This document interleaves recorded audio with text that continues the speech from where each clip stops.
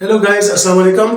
आज मैं infectious diseases का तीसरा टॉपिक आपके लिए लेकर आया हूँ, जिसमें मैंने आपको एक बीमारी है जिसे चिकन पॉक्स कहते हैं, जिसे उर्दू में लाकड़ा काकड़ा भी कहा जाता है। यह एक वायरस है जिसे वेरिसिला ज़ोस्टर वायरस कहा जाता है, जिसकी वजह से ये बीमारी होती है और यह इंतहाई इन्फेक्शियस है। यह अक्सर हमने देखा है कि बच्चों में, टीन एज के जो बच्चे होते हैं, मतलब 12, 10 साल, 13 साल, 14 साल, 11 साल, 15 साल तक ये जो है अक्सर बच्चों में जो है इम्यूनिटी कमज़ोर होती है। तो कमज़ोर और लागर बच्चों को अक्सर ये बीमारी हो जाती है। और ज़्यादातर आपको तो पता है कि लाकड़ा काकड़ा और खसरा वगैरह हो गया, रोबेला वगैरह हो गया, इसमें स्टार्ट में ही वैक्सीनेशन करनी पड़ती है।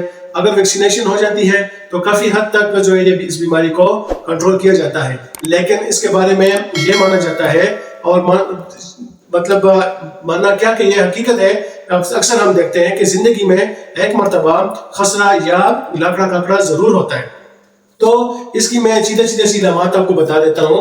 उनमें सबसे पहले जो इलामत आती है हमारे पास वो है स्किन रैशेस, यानी गर्मी दानों की तरह स्किन रैशेस हमारे जिस्म में बनने शुरू हो जाते हैं, जो कि बहुत ज्यादा खारिश करते हैं। और इसके साथ साथ स्मॉल फ्लूइड फील्ड ब्लिस्टर्स होते हैं, जिसे मेडिकल टर्म में पस्ट्यूल्स भी कहा जाता है, यानी दाने होते हैं उसमें पानी होता है। तो जिसे हम हाथ लगाते हैं तो वो दाने फट जाते हैं, उसमें से सफेद रंग का पानी निकलता है। दूसरे नंबर पर हमारे पास आता है बुखार, सर दर्द और गले का दर्द। इसके अलावा तीसरे नंबर पर हमारे पास आता है स्टमक पेन, गैस्ट्रालजिया, यानी मैदे के अंदर दर्द। बाजुकात ब्लॉटिंग भी हो सकती है, उल्टी और नाजिएशन, मतलब नाजिया हो सकता है, दिल मैला हो सकता है, पेट में मरोड़ भी इस वायरस के साथ अक्सर हमने देखा है कि पेट का मरोड़ भी आता है। इसके अलावा पेचिस भी हो सकते हैं, मतलब डायरिया वगैरह या पेचिस वगैरह हो सकते हैं। और चौथे नंबर पर हमारे पास यह जो आता है वो है scabs after the blister breaks. जब ये जो दाने होते हैं जिसमें पानी होता है, यानी पस्ट्यूल्स, जब ये ब्रेक होते हैं, ये टूटते हैं, तो उसके बाद क्या होता है कि इनकी जगह पे स्कैब्स बन जाते हैं, यानी ब्राउन कलर के दाग बन जाते हैं। ये उसकी ऐसी आखिरी इमामत है कि जब बीमारी ठीक हो रही होती है, और ये अक्सर 7 से 14 दिनों तक ये बीमारी रहती है, तो ये खुद ब खुद भी ठीक हो जाती है। इसके लिए एग्जामिनेशन जो है वो कोई खास एग्जामिनेशन नहीं है, मतलब इसके लिए कोई खास टेस्ट वगैरह हम नहीं करते या इन्वेस्टिगेशन नहीं करते। ये फिजिकल एग्जामिनेशन में आता है, जब हम देखते हैं कि भी ये इलामतें पाई जा रही है मरीज में, तो फिर हम उस सिम्टम्स के हिसाब से उसको प्रिकॉशंस वगैरह, प्रिवेंशन वगैरह, ट्रीटमेंट वगैरह, ये सारी चीजें उनको हम बता देते हैं। तो चलते हैं इसकी डायरेक्ट इसकी ट्रीटमेंट पे कि हम इस बीमारी के दौरान कौन सी ट्रीटमेंट को जो है अलाउ करते हैं। अच्छा, तो गाइस अब हम इसकी ट्रीटमेंट पर आ जाते हैं। इसकी ट्रीटमेंट में चूंकि खारिश बहुत ज्यादा होती है इससे मरीज में, अक्सर ये देखा जाता है कि मरीज ये शिकायत करता है कि उसको खारिश बहुत ज़्यादा हो रही होती है और जलन का एहसास होता है। तो उसमें हम क्या करते हैं कि उसकी सिम्टम्स को कम करने के लिए anti histamine, anti allergic drugs जो है वो शुरू करवा देते हैं, ताकि उसको खारिश कम महसूस हो और उसको जिस्म पे जो जलन, उसके जिस्म में जो जलन हो रही होती है वो भी उसको कम महसूस हो। तो उसमें ज़्यादातर हमारे पास ड्रग्स आती हैं, सिट्राजीन वगैरह, लोरेटाडीन वगैरह, डिस्लोरेटाडीन वगैरह, एवेस्टीन वगैरह। तो उसमें से कोई भी ड्रग हम चूज़ कर सकते हैं। बच्चों में सिरप फॉर्म में भी आती है और बड़ों में टैबलेट फॉर्म की भी आती है। इसके साथ साथ हम पैरासिटामोल जो है वो देते हैं, ताकि उसका वक्ती बुखार जो है वो कम हो जाए। इसके लिए मैं आपको ये बताना चाहता हूँ कि कोई इसके लिए प्रॉपर हम मेडिकेशन नहीं करते। जो इलामात वजह होती है उसी पर हम जो है कुछ चंद एक मेडिसिन उसको दे देते हैं, वो इस्तेमाल करते हैं।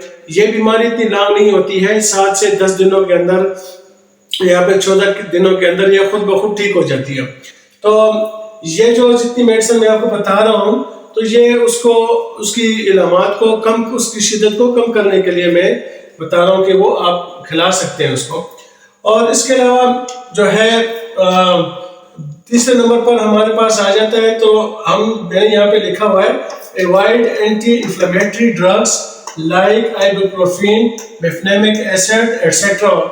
وغیرہ وغیرہ. مطلب اینٹی انفلیمیٹری ڈرگس میں جو ہے بروفن کی سیرپ یا ٹیبلٹس آ جاتی ہے, میفنامک ایسڈ جو ہے یعنی مطلب پولسٹان کی ٹیبلٹ, ڈالر وغیرہ جس کا فارمولہ ہے میفنامک ایسڈ, اس کے علاوہ ڈیکلوفینک وغیرہ, نمسولائڈ وغیرہ, یہ non inflammatory non steroidal anti inflammatory drug ہیں. تو یہ اس ایوائڈ کرنا چاہیے کیونکہ یہ پھر کمپلیکیشنز کی طرف مزید دوسری بیماریوں کی طرف لے جاتی ہیں.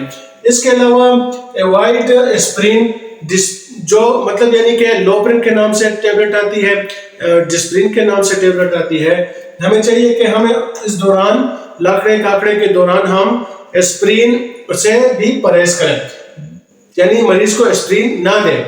تو اس کے علاوہ ہم جو ریشز ہیں, اسکن ریشز ہیں, بعض لوگ ہمیں بہت زیادہ تنگ کرتے ہیں تو پھر ہم کیا کرتے ہیں, یا داغ وغیرہ زیادہ چھوڑ دیتے ہیں, تو اس کے لیے ہم کوشش کرتے ہیں کہ ساتھ میں بیٹویٹ لوشن, آپ کو تو پتہ ہے بیٹویٹ کریم وغیرہ آتی ہے تو اس میں لوشن بھی آتے ہیں, وہ اگر آپ استعمال کروائیں تو زیادہ بہتر ہے.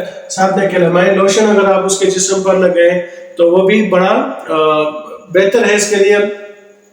اور سب سے مین چیز یہ ہے کہ جب نیو بارن برتھ ہوتا ہے, یعنی جب بچے کی پیدائش ہوتی ہے, اس کے بعد جو ویکسین حکومت نے ہمیں بتایا ہے کہ لگانے ہیں پراپر ٹائم پہ, تو مہربانی کر کے وہ ویکسین لگانا انتہائی ضروری ہے تاکہ یہ کل کے لیے ہمارے لیے وبال جان نہ بن سکے. تو نیکسٹ ویڈیو میں انشاءاللہ چوتھے ٹاپک میں آپ کے لیے لے کر آؤں گا, دوسرا کوئی انفیکشس ڈیزیز جس کے بارے میں آپ کو کمپلیٹ معلومات دوں گا. تب تک کے لیے اجازت چاہتا ہوں. السلام علیکم.